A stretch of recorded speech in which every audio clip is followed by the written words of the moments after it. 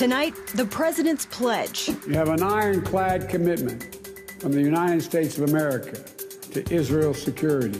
President Biden hammers home U.S. support for Israel, vowing to stop Iran's nuclear plans. At home, economic turmoil with another measure of inflation reaching a new record high. And prayers for sale. One of the parts that this conversation often stays is technology good or bad? And reality is it's kind of both. The popularity of religious Bible and prayer apps comes with a price to our privacy. All this and more on Faith Nation.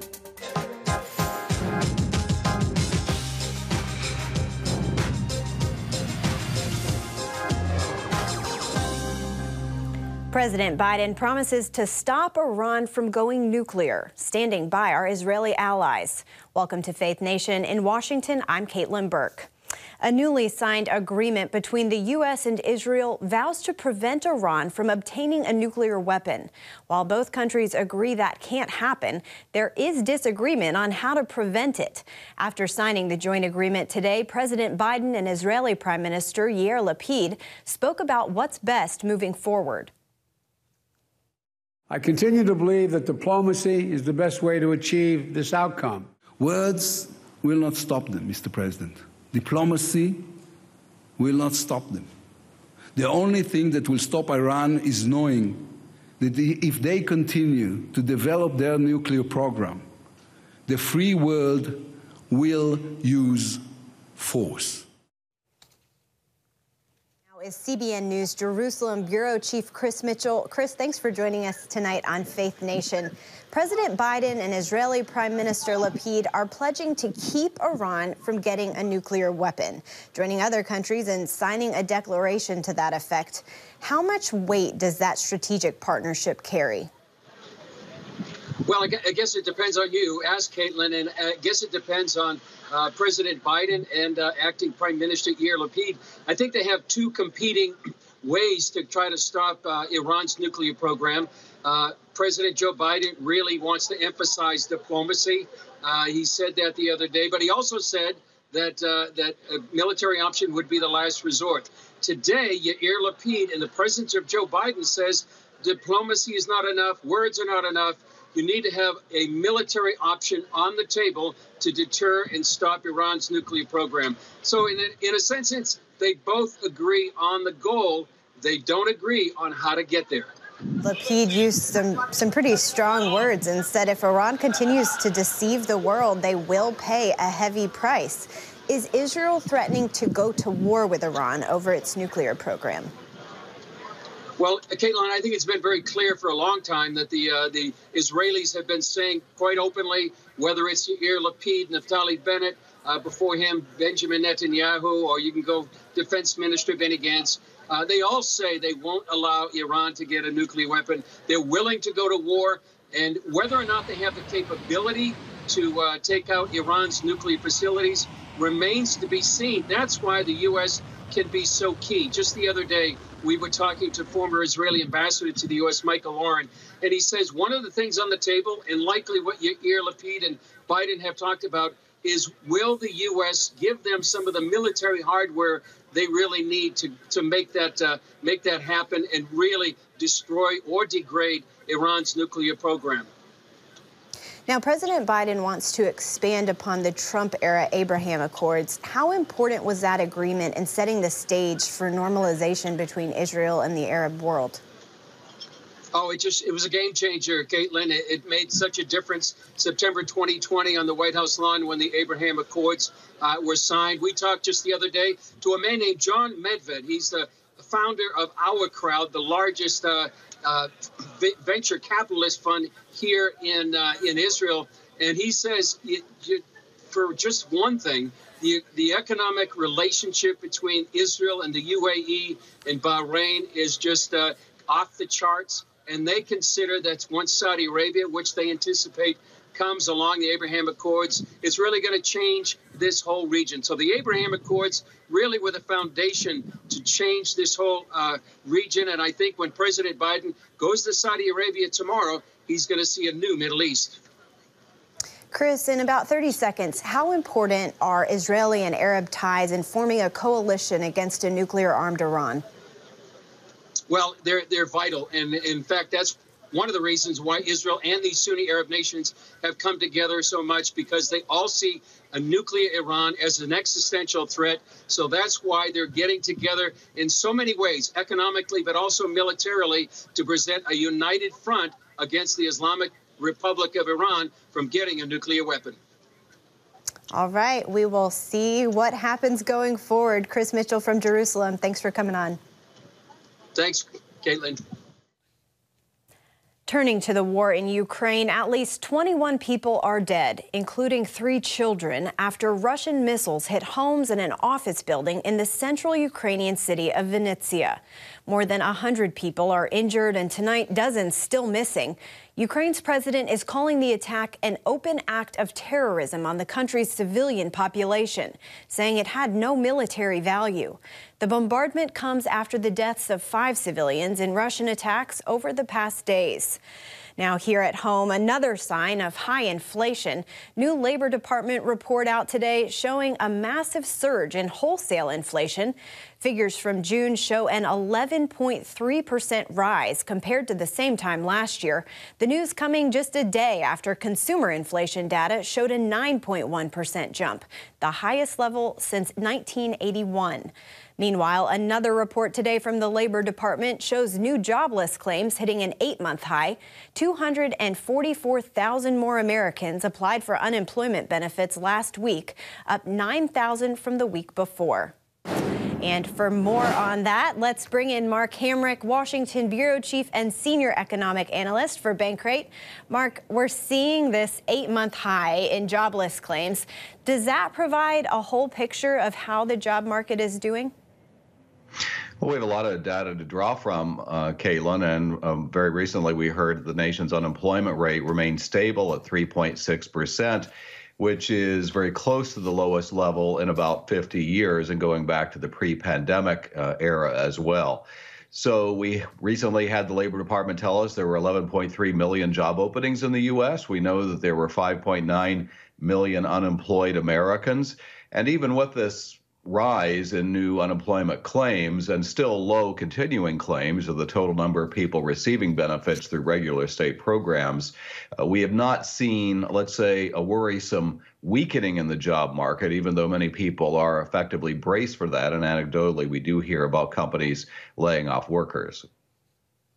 All right, Mark, you know we've got to talk about inflation. We got the high wholesale inflation numbers today, that after the consumer inflation numbers yesterday. Is there any relief in sight?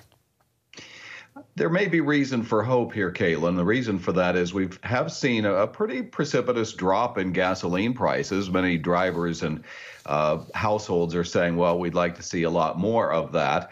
And fingers crossed that indeed we will. We're seeing some weakening in commodities prices as well.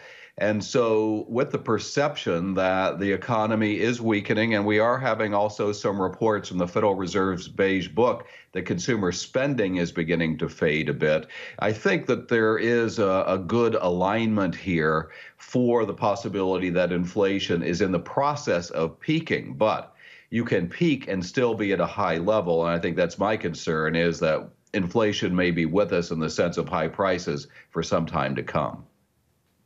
Now, if that's the case and inflation really sticks around, do you think that those lower gas prices will last, that maybe that will continue to fall? I think there's a good chance that that indeed does occur, but to be blatantly honest about it, which I generally do try to be, the ability to predict gasoline prices over the intermediate and long term is a virtual impossibility.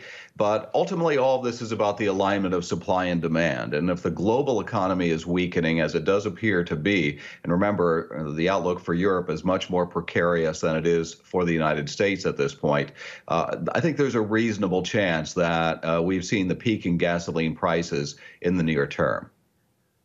All right, calling it like you see it. Mark Hamrick with Bankrate, thanks for coming on. Thank you. The January 6th committee goes primetime. What to expect during the final hearing next on Faith Nation.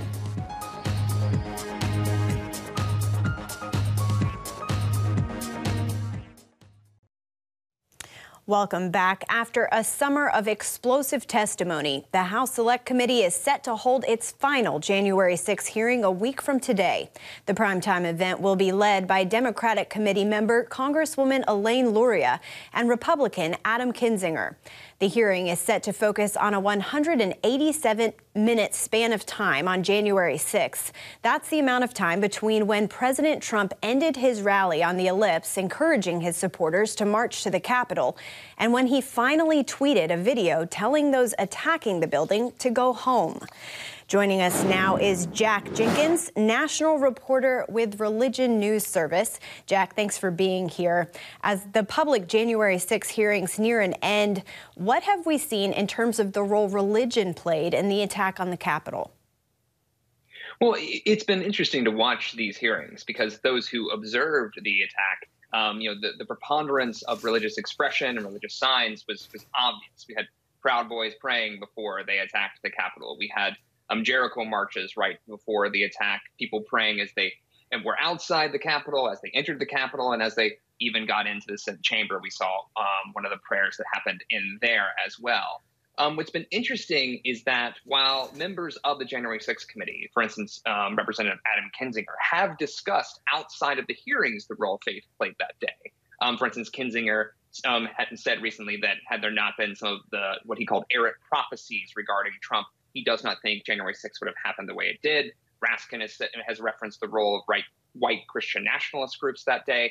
There has been less discussion of that during the hearings themselves, the role that those faith groups or those appeals to faith played among insurrectionists, even though that was pretty obvious that day. Instead, we've heard actually interesting narratives from those who were impacted. So, for instance, the head of the Arizona Speaker of the House, Rusty Bowers, talked about how he declined to overturn the calls to overturn the election results in his state because he thought doing so would be in direct violation to the Constitution, which he believes is divinely inspired, a belief that's foundational within the Church of Jesus Christ of Latter-day Saints. Similarly, Mike Pence's lawyer, Greg Jacob, said he turned to Daniel 6 during the insurrection when he was down in an undisclosed location with the vice president at the time, and because he appealed to that part of the Bible because he noted that it was an instance where Daniel had refused the order from a king that he could not follow, likening that to Pence. So it's been an interesting element where the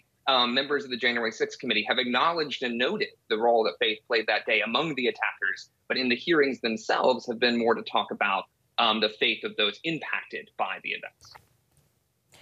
Now, well, that definitely paints Christians in a better light, the way we're seeing it show up in the hearings. Many view the surge in Christian nationalism seen in recent years as a stain on the church as a whole. Can Christians still have a place in politics when many view the fringe as representatives of the faith?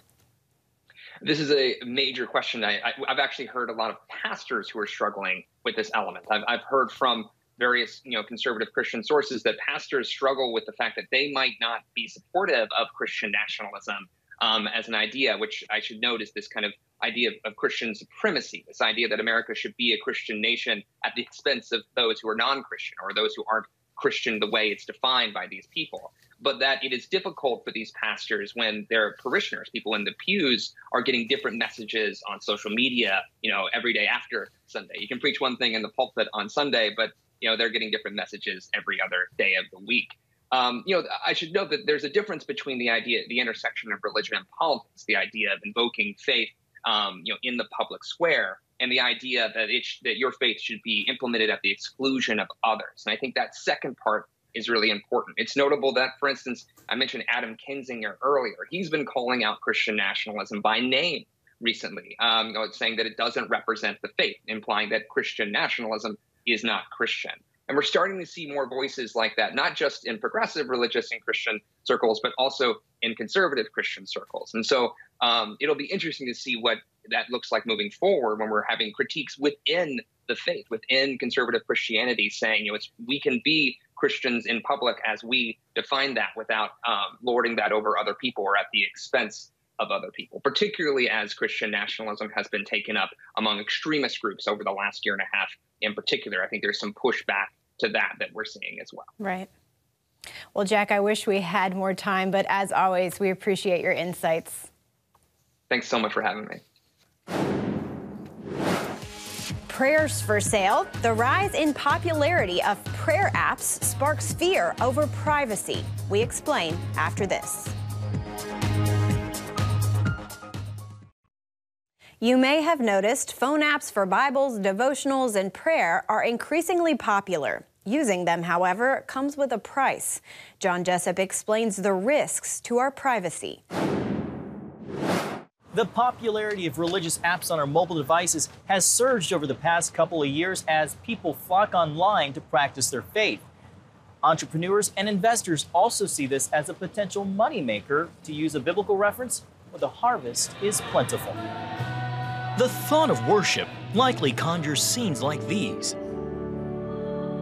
As more churches and ministries go digital, my soul leaps. Worship also includes what we see on our mobile screens. There are certain trade-offs in that, is that not only do we get to reach the world for Christ and be able to share the gospel, but at the same respect, we're able to stay connected. But one of the parts that this conversation often stays is technology good or bad? And reality is it's kind of both. Jason Thacker writes about the intersection between technology and faith. He's finding while users enjoy the convenience of, say, reading the Bible on their phones, it often comes with the price of exchanging a trove of personal information. Meaning, in reality, users have moved from consumer to product. You're paying for it by turning and divulging this type of data in order to have that data manipulated and turned into various predictive products, and those predictive products being sold to advertisers to get your eyeballs. And so that's why you have a free Facebook account or TikTok or Instagram or Twitter. With each download, we potentially give those apps sole discretion of just how much to collect. There is far too much temptation to abuse that. There's temptation to gather too much information, and you already have the information, so why not try to profit from it, or why not try to use it for other things? And as a Christian, I go back to right where it says in Scripture, for all have sinned and have fallen short of the glory of God. Early this year, Pray.com made headlines after an online news outlet highlighted that the company buys information from data brokers to build user profiles with personal details already recorded through the app, like someone's location. The article also noted that the privacy policy acknowledges it shares user information with third parties, giving the company the right to sell your prayers. Something Pray.com told CBN News it categorically denies. We do not sell data. We're not in the business of selling data. The company's original statement pushed back on what it called false claims with little to no effort to correct the record. The confusion lies in the original article that it never directly says that we do, but it's worded in such a way to insinuate that we might. We make prayer a priority. We're the #1 app in daily prayer. We help people grow their faith. Hey, Pray.com family, this is Drew Brees. May is Mental Health Awareness Month, so I'd like to share how we connect our faith to this. Pray.com, like some other for-profit faith-based apps, has also drawn scrutiny over big money investors. For Beck, a company co-founder, venture capital funding helps Pray.com fulfill its mission while allowing their financial backers to leave a legacy. Before us, there wasn't a lot of interest in religion because it was a little bit taboo. People were a little scared to venture into it. A lot of people were seeing the value that we can bring to the world, and they're wanting to do something beyond make money. So they were wanting to leave a legacy. And one of our vision is to create a world where everyone leaves a legacy of helping others. Still, cybersecurity experts say it's important to be cautious. From a technology standpoint, it doesn't matter if it's a faith-based app. It's still technology. Computers are completely agnostic. Okay, computers do not have souls.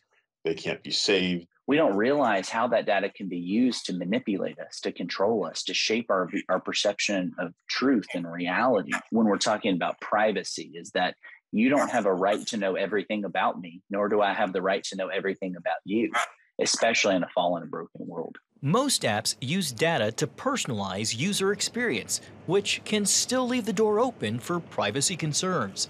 So, for better protection, Thacker says it's important to understand how technology is being used and to help shape the debate around privacy policy. That's where Christians can be involved, and be involved in not only knowing what's happening and the issues at stake, but also providing this kind of rich Christian moral tradition or rich understanding of what does it mean to be a human, which I think is really the most important question of the day, from digital privacy all the way over to sexuality, issues of abortion, is what does it mean to be human? Beyond being intentional, Gowling recommends exercising caution. Be careful where you download your applications. And that's really the most that you can do, because people are going to be using these apps, and at some point stuff is on somebody else's computer. That's where you lose control of it.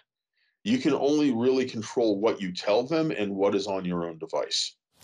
The issue of privacy protection is a hot topic, spawning fierce debate on both the state and federal levels. Unlike the European Union with the General Data Protection Regulation, only a handful of states like California enforce privacy protection, which means for now, each user should employ wisdom and be mindful of the apps they use and what they share. John Jessup, CBN News, Washington. Coming up, a kind patron pays it forward in a big way. We explain when Faith Nation returns. Finally, tonight, the tip of a lifetime. With inflation hitting many Americans hard, sometimes the kindness of strangers can make all the difference. That was the case for a Pennsylvania waitress. Relying on tips to make a living isn't easy. So after giving a customer a $13 check, Mariana Lambert was shocked when she saw he left her a $3,000 tip. It really did mean a lot to me because, you know, everybody's going through stuff, so it really touched my heart.